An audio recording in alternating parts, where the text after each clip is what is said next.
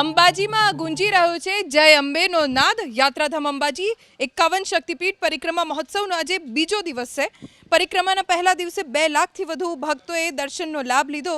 આજે યોજાઈ પાદુકા યાત્રા। આદિવાસી સમાજના લોકોએ પરંપરાગત વસ્ત્રોમાં આ યાત્રામાં ભાગ લીધો।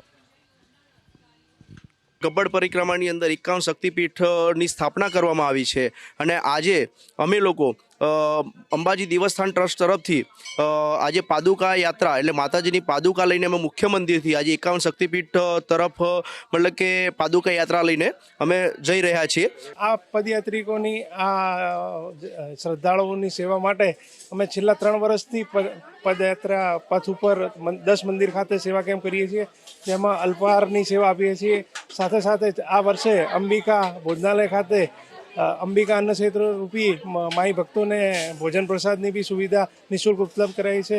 2 લાખથી પણ વધારે લોકોએ પરિક્રમામાં ભાગ લીધું હતું અને આજે પણ ખૂબ મોટી સંખ્યામાં લોકો અહીંયા આવી રહ્યા છે। લોકોને અવર જવર અને એમના રહેવા જમવા તમામ પ્રકારની વ્યવસ્થા મંદિર અને યાત્રાધામ બોર્ડ દ્વારા કરવામાં આવ્યું છે।